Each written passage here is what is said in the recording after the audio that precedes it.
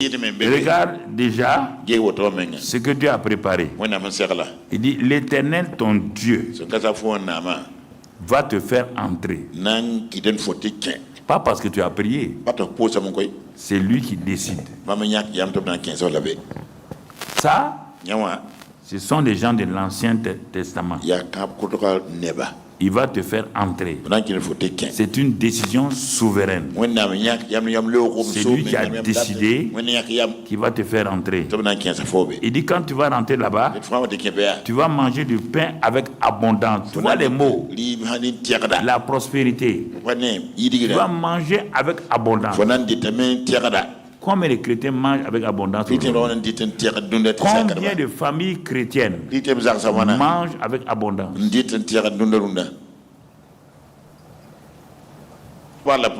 Quand tu regardes, tu vas lire dans 2 Corinthiens 8, 9. 2 Corinthiens 8, 9. Et là-bas, tu vas voir que la prospérité là, est liée à une personne appelée Jésus de Nazareth. 2 Corinthiens 8, 9. Car vous connaissez la grâce de notre Seigneur Jésus-Christ, qui pour vous s'est fait pauvre, de riche qu'il était, afin que par sa pauvreté vous fussiez enrichis. Les gens m'ont dit, c'est spirituel. Mais oui et non.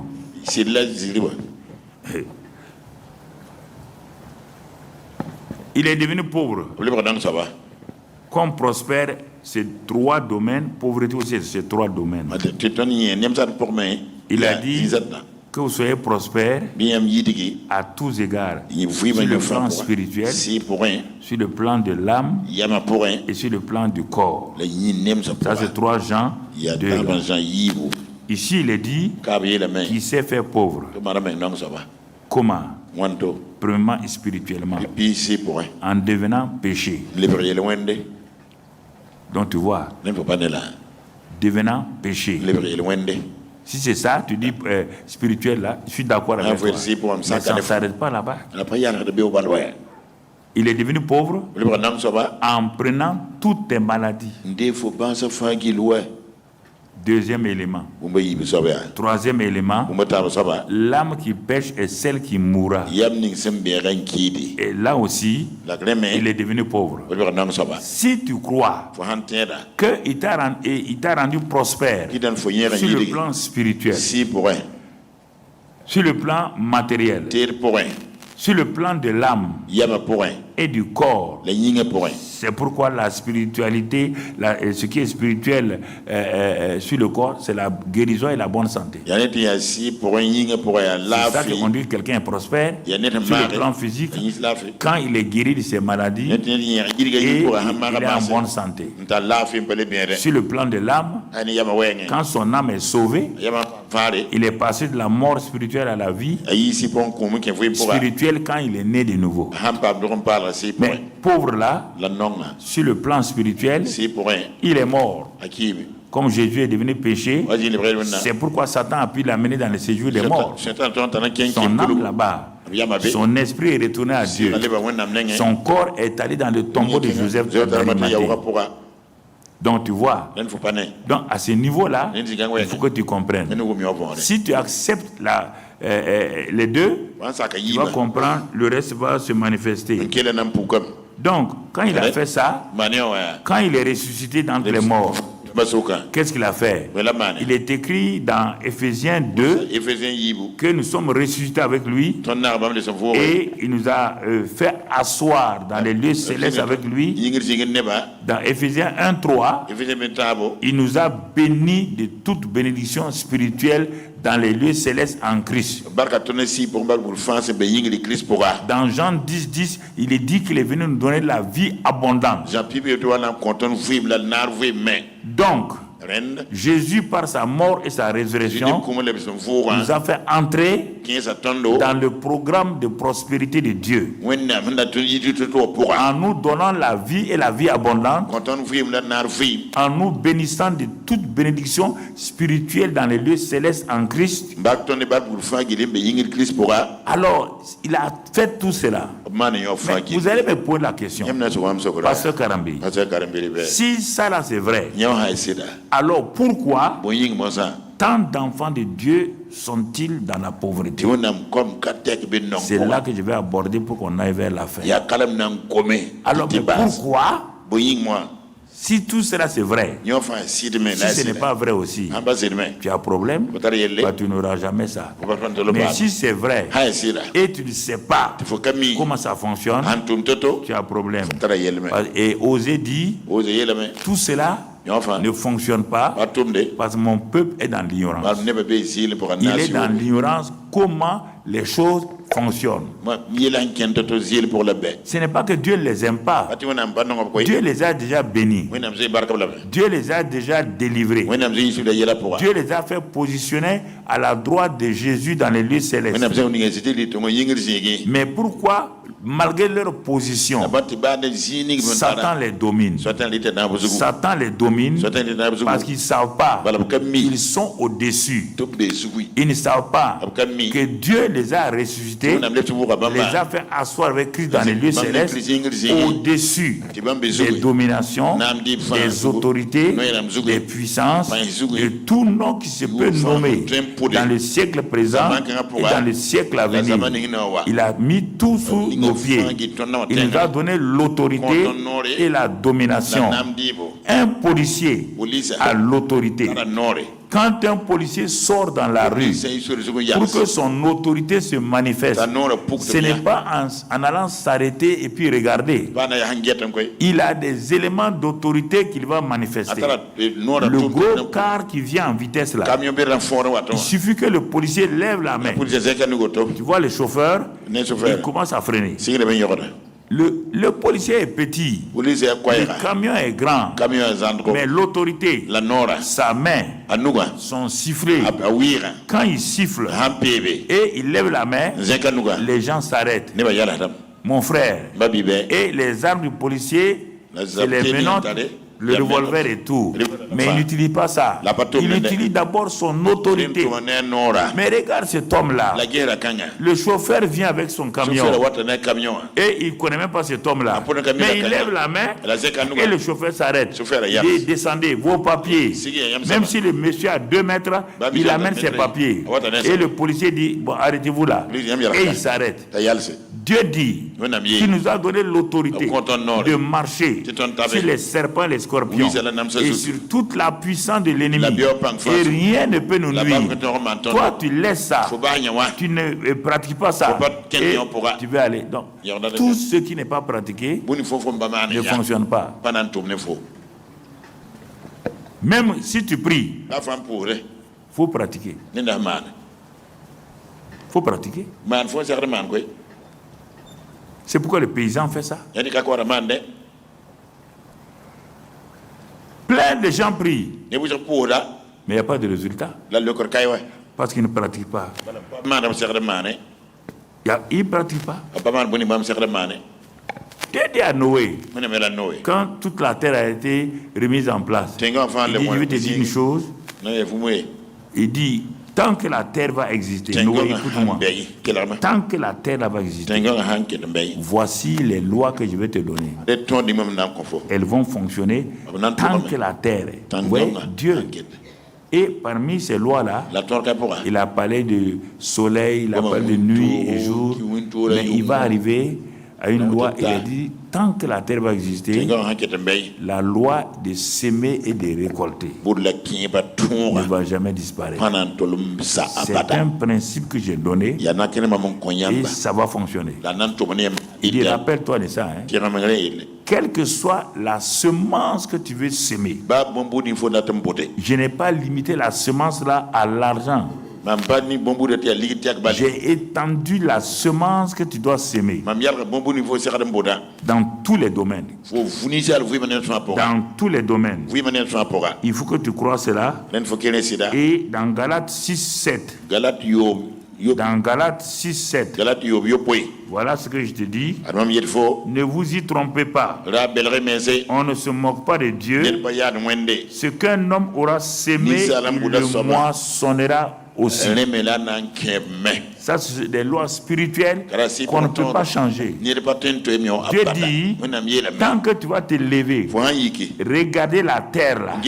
Si tu sèmes, si la terre là existe, si tu sèmes, quoi que ce soit, tu vas s'aimer spirituellement, physiquement, matériellement, sur le plan financier, tu vas moissonner en bien ou en mal. C'est une loi qui fait que la terre est devenue mauvaise aujourd'hui. Parce que les gens s'aiment. On ne peut pas arrêter. Cette loi, on ne peut pas l'arrêter. Tant que la terre est là, quand tu te lèves le matin et tu vois la terre et tu vas aller faire du mal, écoute-moi, sache que le mal que tu vas faire là, tu vas le récolter. C'est Dieu qui l'a dit. Faut pas t'amuser. Tu as prié ton jeûne, le prophète, l'apôtre ne peut rien faire dans ça. C'est toi qui as sémé, c'est toi qui récoltes. Faut pas te tromper. Hein. Il y a un prophète qui peut annuler ça. Le prophète va annuler la parole de Dieu. Il est maudit. Il est maudit. Pas qu'un prophète s'amuse à ça. Hein. Toi, tu es né et même pas, il y a même pas 20 ans. Toi, tu vas t'opposer, tu vas annuler ce que Dieu a dit depuis l'éternité.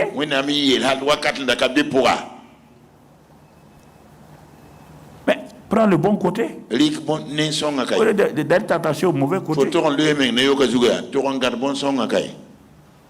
C'est pourquoi la parabole de Marc 4 l'a dit quoi? Il dit un homme est sorti pour s'aimer. Il sème pas dans le bon champ, il sème à côté de la route. Ça n'a même pas poussé. Les gens ont piétiné, c'est parti. Il y a un autre qui vient, il pense qu'il a fait, il est parti dans le champ avec un sol rocailleux. Quand il a sémé, la semence est sortie. Il n'y avait pas assez de terre. Quand le soleil est venu, le soleil a brûlé la semence. Pas de résultat. Ça, c'est qui? Des gens qui ne prennent pas les choses de Dieu au sérieux. Ils s'amusent avec ça. Troisième chose, le champ était rempli d'épines et d'herbes. Ça, c'est s'aimer dans les soucis avec des problèmes sans aller en profondeur.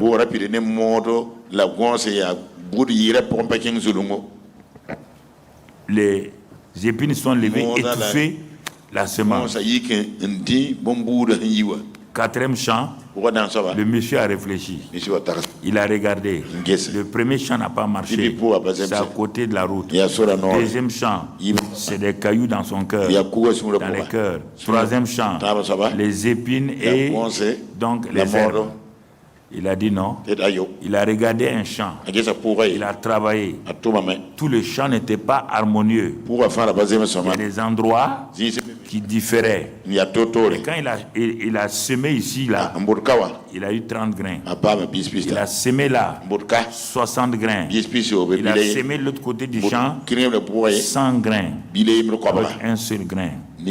Jésus dit que c'est la première des paraboles. La parabole de la semence. C'est la parabole que si un chrétien ne croit pas ça, c'est fini pour lui. C'est la parabole, il dit c'est la première des semences. Parabole. Si vous ne comprenez pas la parabole de la semence, Jésus dit quelle est la parabole qui vous sera accessible maintenant. Si vous ne comprenez pas la parabole du semeur, il dit, vous ne pouvez pas comprendre les autres paraboles. Parce que la semence est un mystère. C'est un mystère. Dans cette semence de maïs, Il y a la vie. Il y a la puissance de se reproduire. Il y a tout là-dedans. C'est pour quand tu le sèmes là, tu creux, tu mets une semence là-dedans. Tu ne sais pas que tu ailles dormir ou pas, dit Jésus. La semence là, moi Dieu, j'ai mis des principes dans cette semence là. Elle va pousser, elle va monter. Il suffit que ça soit un bon champ. Un bon champ. Va dormir seulement. C'est pas ça que nos parents font. C'est pas ça qu'ils font. Alors, toi tu peux regarder ton père, les gens de ton village, ils font ça. Ils ont des récoltes chaque année. Et toi tu dis que tu as sémé. Tu as sémé quoi? Tu n'as pas de résultat. Tu sèmes, tu n'as pas de terrain. Dieu dit que le terrain lui appartient. Toi, tu es pasteur, tu n'as pas encore un terrain. Dieu dit que le terrain lui appartient. Il donne à chose.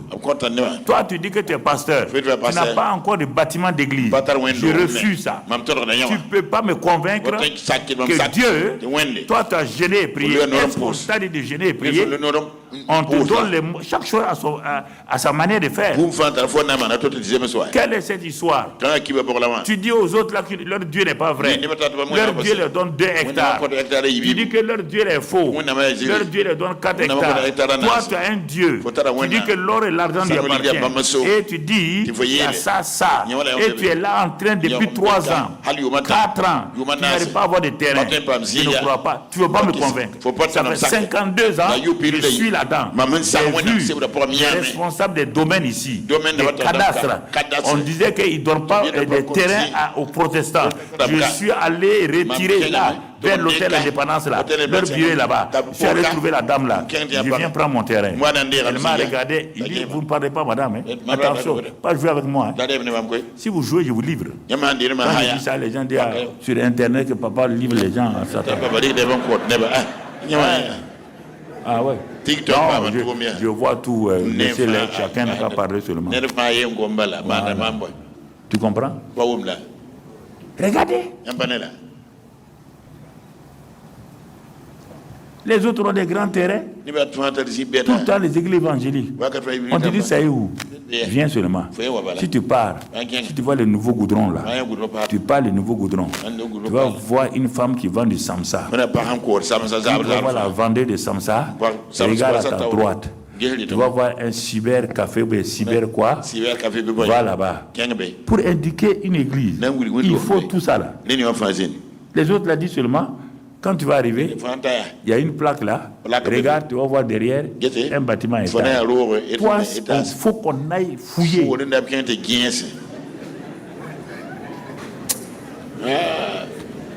Sarah, vous n'allez pas me convaincre. Je refuse. Vous pouvez me convaincre que Dieu est bon. Ce Dieu n'est pas bon. Je dis qu'il n'est pas bon. Si c'est ça ton Dieu là, il n'est pas bon. Tu entends? Il n'est pas bon. Il faut qu'on se parle.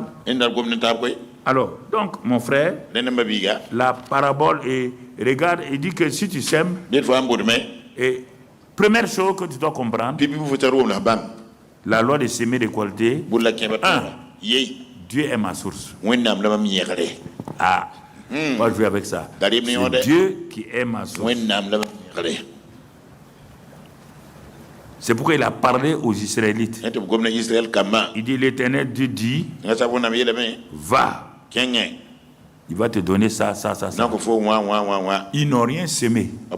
Ils n'ont pas construit de maison. On les sort de l'esclavage.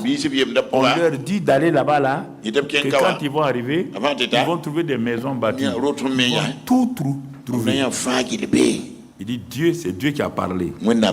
C'est pas Moïse.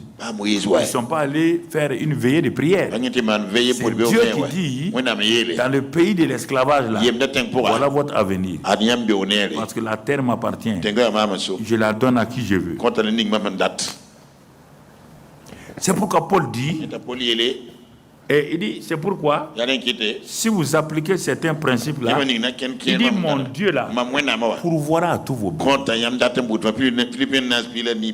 Il pourvoira à tous vos biens, selon sa richesse. C'est pourquoi David dit, l'Éternel est mon berger, je ne manquerai de rien.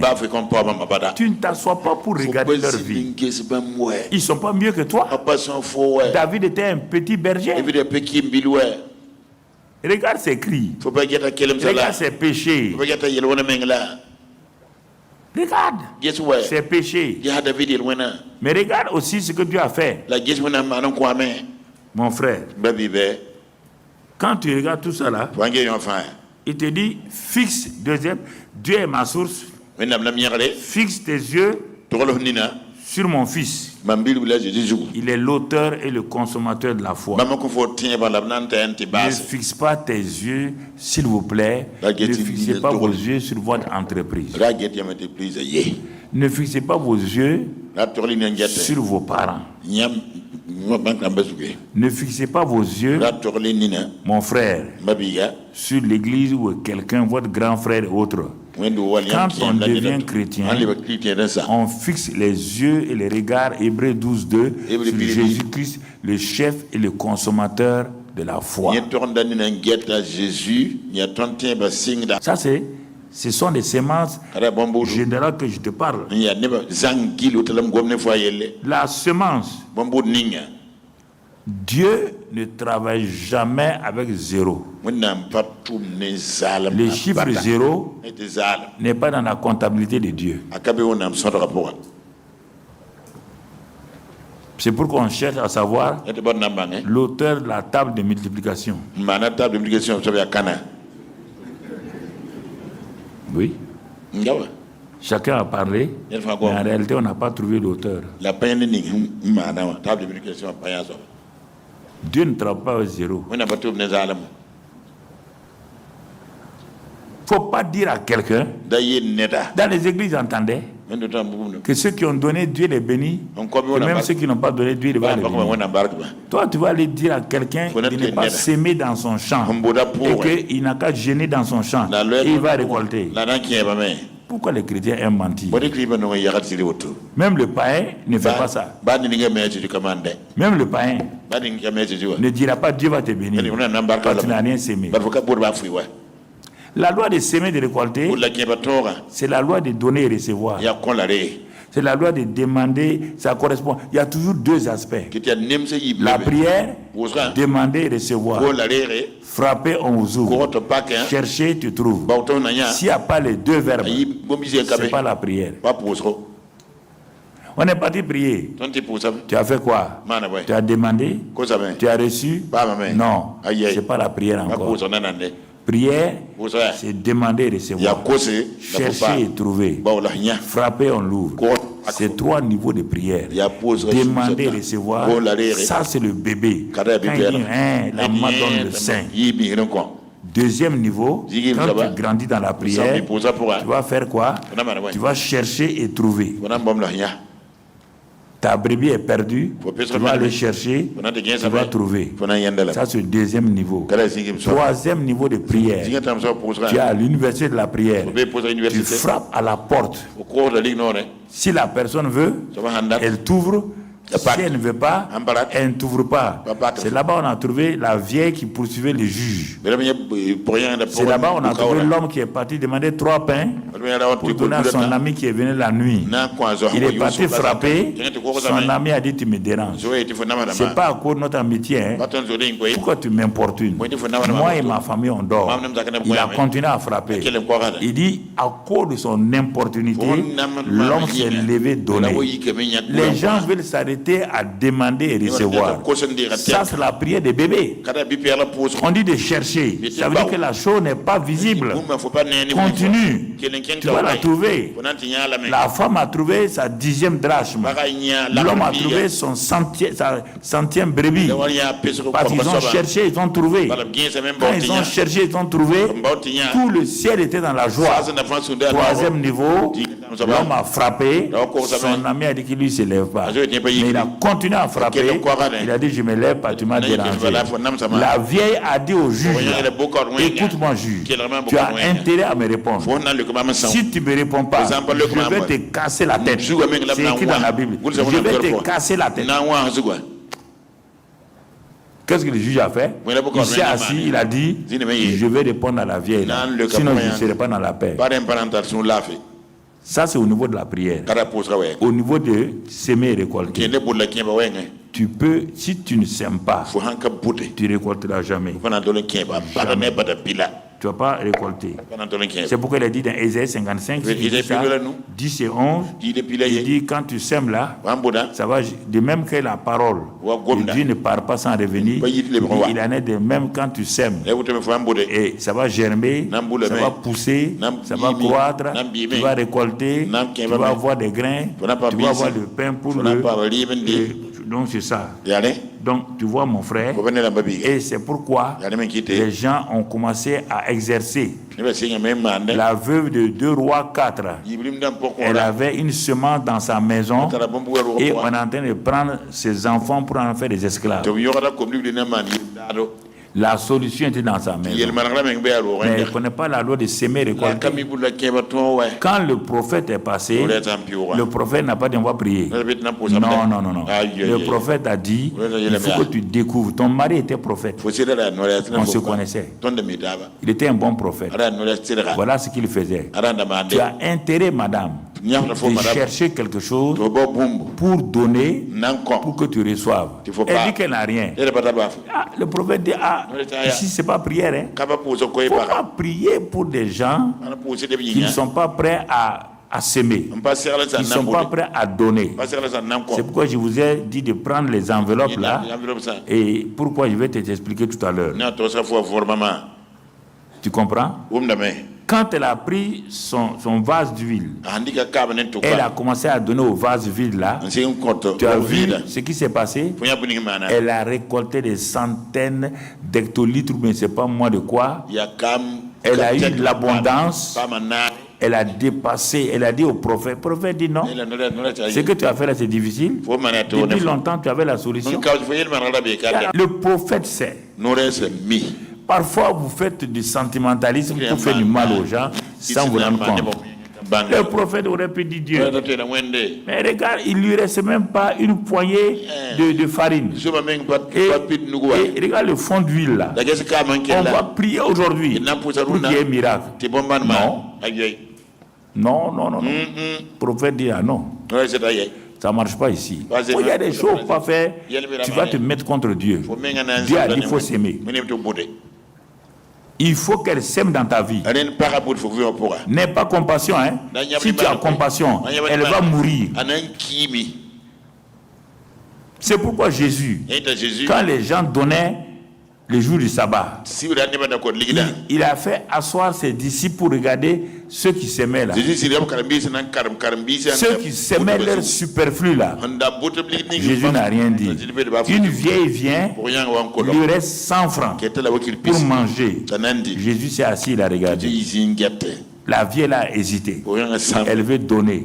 Il y a un combat dans son cœur. À la fin, elle a donné. Quand elle a donné, Jésus a levé la séance. Il a dit c'est bon, on va aller. Donc tu vois, la veuve de Sarepta là, elle est partie faire le repas. Venir donner au prophète. Le prophète s'est assis. La maman là avait un enfant. L'enfant là avale sa salive. Il regarde le prophète. Le prophète ne regarde même pas.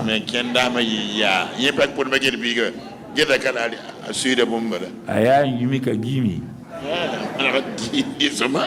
Il a mangé, il a vu. Parce qu'il savait qu'il va faire du bien à la femme là. 3 ans et demi. Est-ce que la farine a diminué? Est-ce que l'huile a diminué? Que ta farine ne diminue jamais.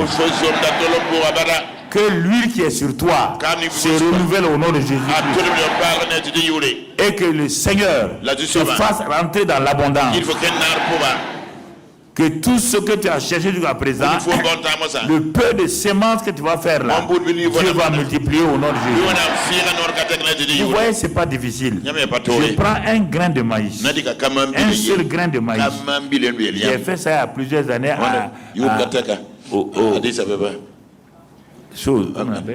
maison de peuple.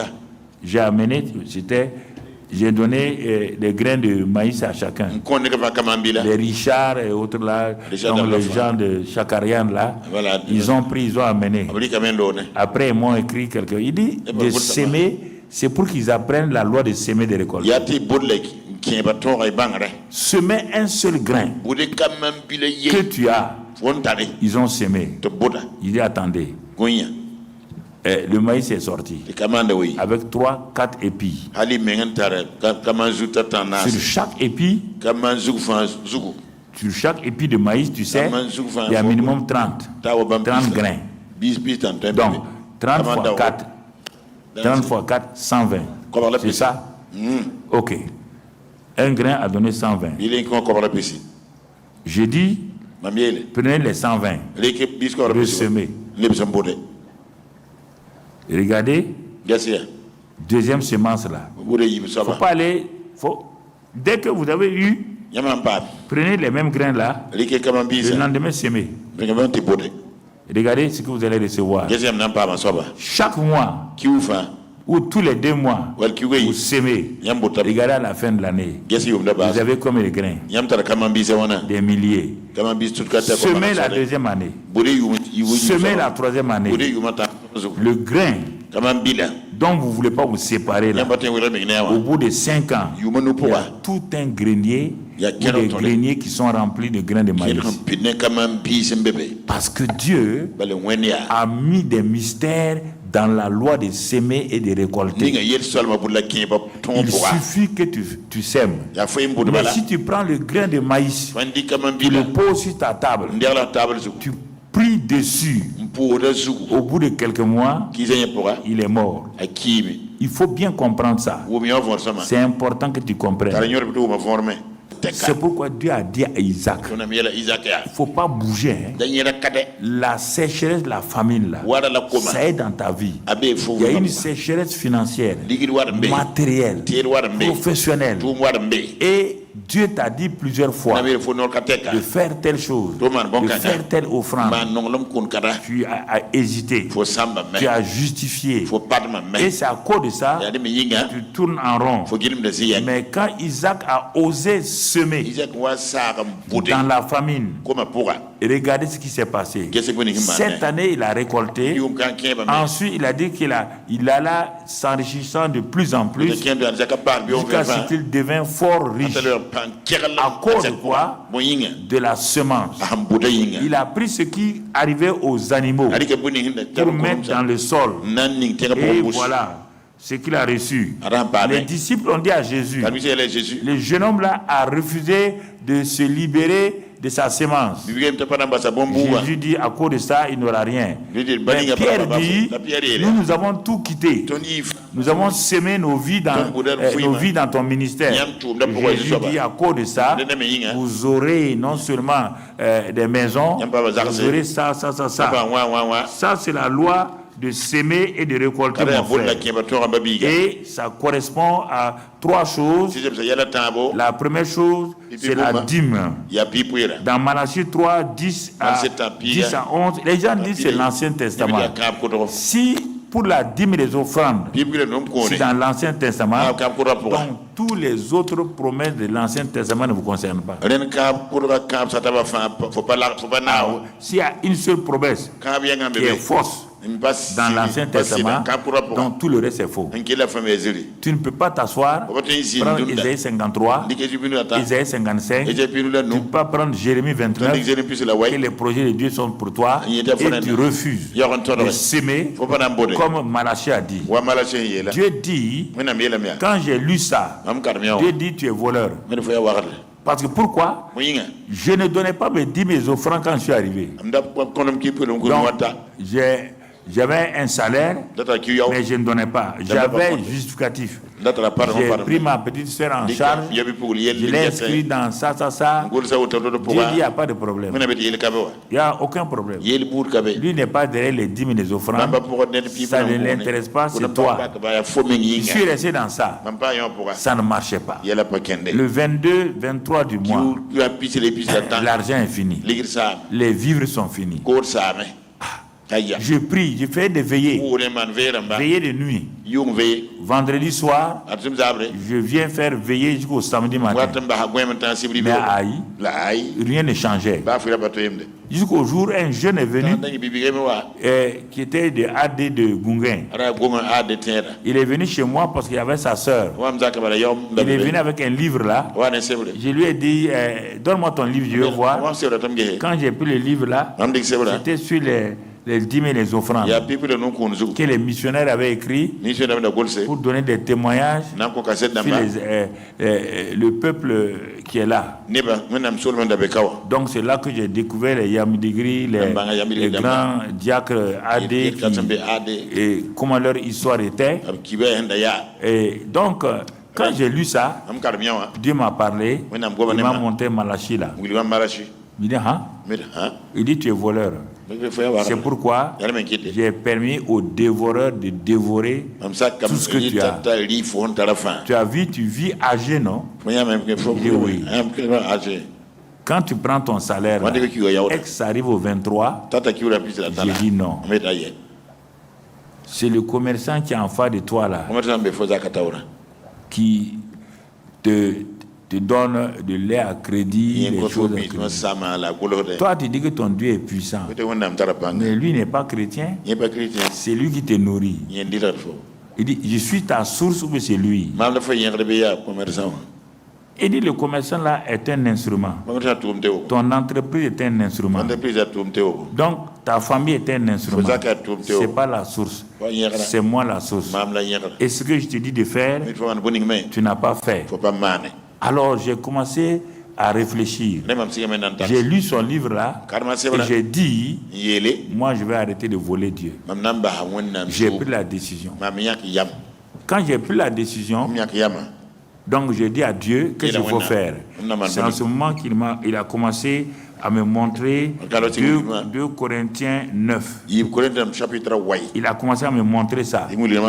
Mais avant ça, il a parlé. Il dit dans Acte 10 là, il y avait un homme qui n'était pas chrétien, qui était romain. Il a commencé à donner des aumônes au peuple de Dieu, à pratiquer la libéralité. Dans Acte 10, il partait prier, mais il donnait surtout les aumônes. Un jour, Dieu a envoyé un ange pour aller le voir et lui dire que ces libéralités-là, ces aumônes-là, ont touché le ciel. Mais j'ai dit, mais si un païen, ces aumônes qu'il fait aux gens, ça peut toucher le ciel. Et moi, je suis chrétien, rempli du Saint-Esprit, ne voyant pas les deux bouts, ça ne va pas. Je me suis repenti. Il dit, tu as vu, j'ai amené Pierre, j'ai amené des anges pour résoudre son problème. Lui et sa famille ont été sauvés. Il dit, mais regarde, une autre femme qui s'appelle Lydie, elle nourrissait les veuves et les orphelins. Elle est tombée malade. Elle est morte. Les veuves sont allées dire à Pierre, cette femme ne peut pas mourir. Elle ne peut pas rester dans le tombeau. Il faut dire à ton Dieu là que c'est la femme là qui nous nourrit ici. C'est elle qui donne ses aumônes. Elle fait des habits pour nous. Va prier ton Dieu. Pierre est rentré. Il a dit à Dieu, à cause de ce que la femme l'a fait pour les orphelins et tout, tu ne peux pas la laisser partir. Il a prié, la femme est revenue à la vie. Dieu m'a dit, tu vois, vous manquez beaucoup d'occasions où je vais vous bénir, mais vous êtes là en train de parler et de faire des choses.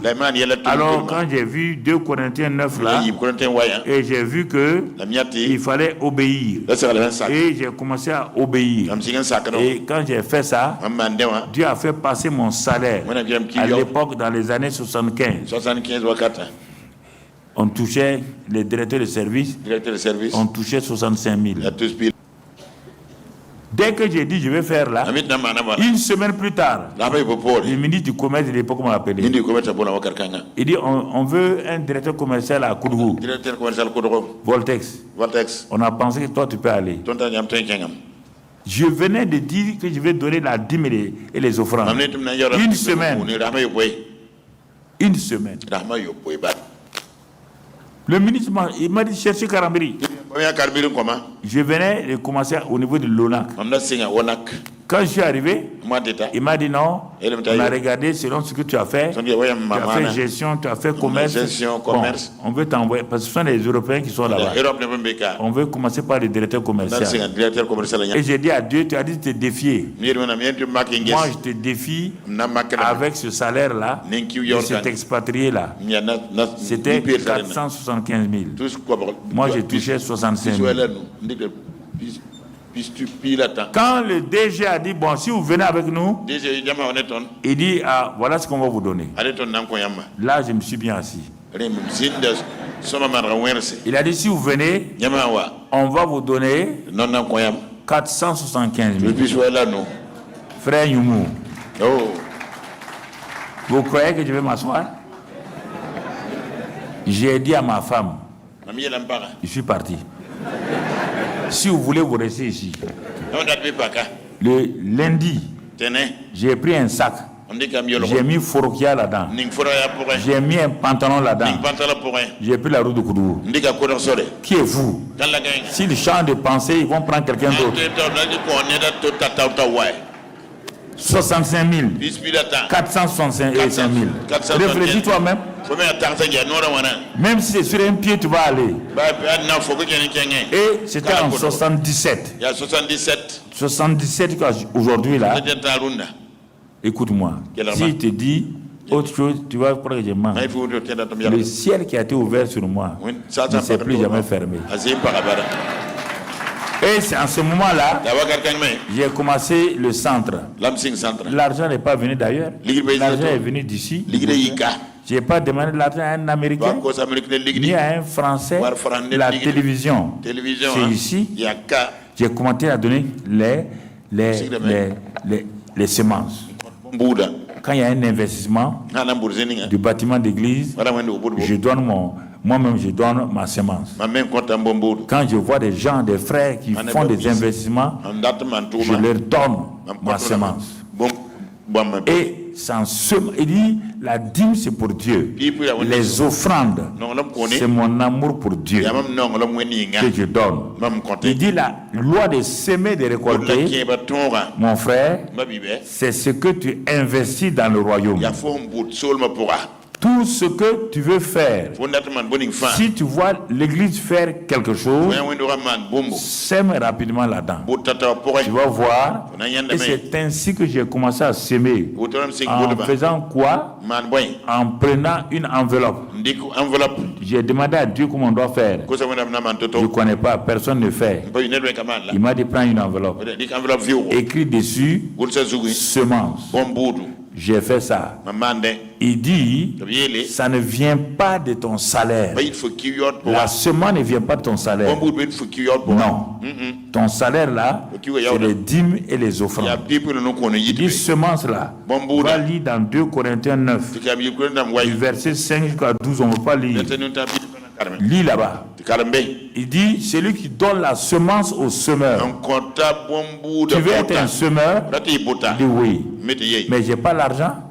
Puisque j'ai déjà donné ma dîme et mes offrandes sur mon salaire. Mais maintenant, je vais donner la semence sur quoi? Il dit, c'est ça que je vais te mettre. C'est par la foi. Donc, mets semence sur l'enveloppe. Pose tes mains, prie. Et dis à Dieu, tu as dit que tu donnes la semence au semeur. Maintenant, je te demande que je vais te mettre, de te défier. Je vais te défier. Je vais donner cette semence-là et j'ai confiance. Et tu as dit que je verrai si tu n'ouvres pas les éclus des cieux pour moi. Donc, tout ce qu'il a dit là, tu vas menacer celui qui dévore. Donc, tout ce qu'il a dit là, j'ai fait ça. Et j'ai posé l'enveloppe là au chevet de mon lit. Chaque jour, je remercie le Seigneur. Merci Seigneur, parce que tu m'envoies la semence dans l'enveloppe. Merci Seigneur. Merci Seigneur. Et ça a duré. C'est le samedi soir, au moment où je pensais que je n'allais plus avoir de semences, que quelqu'un est venu chez moi. Avant de quitter, il me dit frère Karambiri. On s'appelait, on était jeune encore, frère Karambiri. Ah, voilà ce que Dieu a mis sur mon cœur de me donner. J'ai pris l'argent, j'ai mis dans l'enveloppe et j'ai fermé. Le lendemain, j'ai mis ça dans les caisses. Semences. Mais les gens ne savent pas que ça veut dire. Quand ceux qui comptent là, ils ont vu semence, ça veut dire quoi? Ils ne connaissaient pas ce mot-là comme ça dans les milieux évangéliques. Mais j'ai vu que tout de suite là, les choses ont changé. Moi qui priais pour ça, j'ai vu les portes s'ouvrir. Des gens envoient pour l'église. Les chrétiens viennent dire, ah, Dieu a mis sur mon cœur d'acheter un moteur pour l'église, d'acheter ça pour ça. Pourtant, je ne leur ai pas dit, je n'ai pas lancé un appel, mais les gens venaient, Dieu a dit de continuer. Et jusqu'à ce jour-là, c'est ça mon frère, c'est ça. Parce que long, je vais m'arrêter. C'est vrai, mais je voulais que vous puissiez comprendre ces choses-là. Donc, il y a plusieurs champs qui sont fertiles. Donc, il y a les champs, il faut les discerner. Il y a les champs, il y a des champs de la radio, il y a plusieurs radios chrétiennes, plusieurs télévisions chrétiennes. Tu peux... C'est-à-dire, la loi de semer, de récolter, ce n'est pas pour mon église locale seulement. Moi-même, j'envoie des hommes de Dieu qui sont en dehors du Burkina. J'envoie à des pasteurs des provinces. J'essaie d'aider les gens pour les tôles. J'investis dans les églises locales et je vois le résultat, ce qui revient. Bon, s'il y a des orphelinats sérieux où on prend soin des veuves aussi, je peux s'aimer là-bas. Les centres médicaux chrétiens,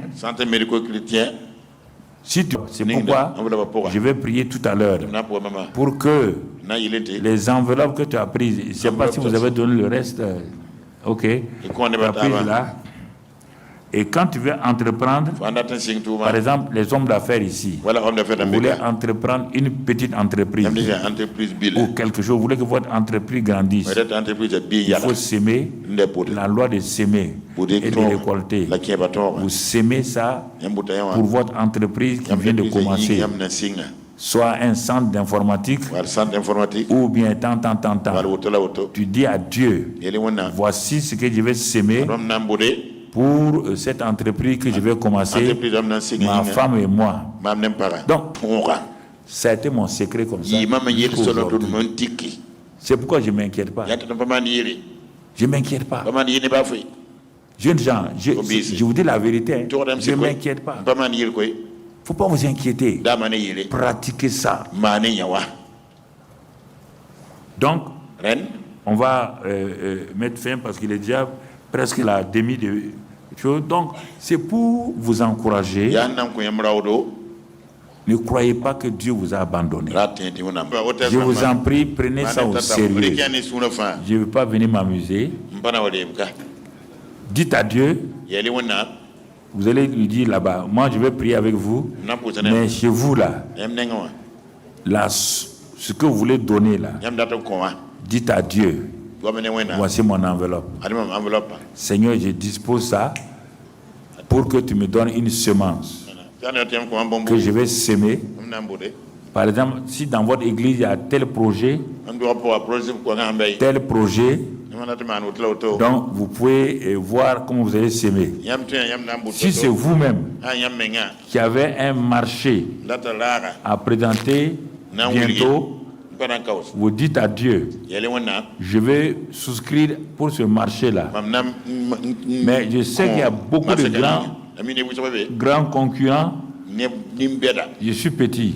Mais Seigneur, voici ma semence que je vais semer pour ce marché-là. Je l'ai fait pour plusieurs.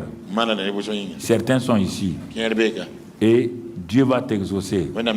Si c'est une entreprise que tu veux commencer, tu dis à Dieu que tu veux s'aimer aussi pour commencer l'entreprise là. Si c'est toi et ta femme, vous tenez l'enveloppe là et vous priez dessus en disant, Seigneur, voici ce que je vais s'aimer. Mon entreprise financièrement a dégringolé, c'est bloqué. Mais je vais s'aimer pour la reprise des choses. Il dit à Isaac, sème. Ton entreprise est dans la faillite. Hein? Regarde la sécheresse. Il faut s'aimer. Il faut s'aimer. Il sema cette année-là. Donne-moi une enveloppe. Voilà, lève ton enveloppe devant Dieu. Dis, Père, je lève cette enveloppe devant toi parce que ta parole dit que la loi de semer et de récolter est une loi qui ne passe pas tant que la terre va exister. Et comme je vois la terre, je crois que cette loi continue de fonctionner. C'est pourquoi ce soir, à la fin donc de ce séminaire, je prends la décision chez moi, dans les jours à venir, à m'attendre à une semence spéciale que tu vas me donner et que je mettrai dans cette enveloppe pour semer là où tu me conduiras. Je te fais confiance. Seigneur, je sais que l'ennemi viendra pour essayer de me troubler. Mais je m'appuie sur ta parole. Je te rends grâce pour ce que tu vas faire pour moi, ma famille, pour mon travail, pour mes affaires, pour mon ministère. J'ai confiance que tu n'échoues jamais, que tu es fidèle et que tu fais toutes choses belles en son temps. C'est mon temps maintenant. Je crois que tu as tout préparé pour glorifier ton nom. Merci Père pour ta bonté, ton amour et ta grâce. Que toute la gloire revienne à toi. Au nom de Jésus, vous ne priez plus, vous restez tranquille avec les enveloppes. Père, j'ai parlé à ces hommes et à ces femmes, soit en direct ici ou à travers la télévision et les réseaux sociaux. Je ne suis pas venu pour les tromper. Ils voient dans la Bible ce qui est écrit. Ceux qui ont des marchés, ceux qui sont à la recherche de fonds, même pour investir dans le pays. Seigneur, fais-leur accéder à ces fonds au nom de Jésus. Seigneur, ouvre les portes. Tu as dit que les écluses des cieux vont s'ouvrir sur leurs affaires. Qu'à partir de maintenant, les témoignages que nous allons entendre soient des témoignages puissants, des témoignages efficaces dans leurs affaires, dans leur entreprise, dans leur ministère, dans leur famille, dans tout ce qu'ils vont entreprendre. Père, qu'il y ait la paix, la joie dans ces entreprises-là. Que la loi de semer et de récolter qu'ils vont faire entre dans cette entreprise, amène des conversions, des changements de vie, afin que ces hommes et ces femmes qui travaillent dans ces entreprises-là soient transformés par l'amour de Dieu. Père, qu'aucune semence qui va être semée ne reste sans porter de fruits. Tant sur le plan spirituel, moral, sur le plan physique, professionnel et financier, que la semence soit récoltée au nom de Jésus. Père, j'ai prié pour les élèves qui cherchent étudiants qui cherchent du travail, que cette semence qu'ils vont te donner leur ouvre la porte du travail au nom de Jésus. Leur donne un travail. Ceux qui sont prêts à changer, qui depuis longtemps prient, Seigneur, que leur semence leur ouvre la porte d'élévation, qu'ils puissent prendre leur position d'élévation au nom de Jésus-Christ. Que Seigneur, les éclus des cieux laissent pleuvoir l'huile fraîche d'onction sur leur vie au nom de Christ Jésus. Merci pour tout ce que tu auras fait dans leur vie. Je te remercie que cette semence que plusieurs ont donnée vont donner apporte, Seigneur, la guérison miraculeuse dans leur famille, pour leurs parents, pour leurs amis. Que la guérison miraculeuse se passe de telle manière que ça soit un témoignage qui va étonner les gens. Père, merci parce que tu es le bon Père qui nous exauce, qui nous guide, qui nous garde et tu nous ramènes dans la paix aussi dans nos maisons, et afin que cette nation-là bénéficie de tout ce que tu auras fait comme que nous aurons fait comme semence au nom de Christ Jésus. Amen. Amen. Amen. Amen. Et Amen. Gloire à Dieu.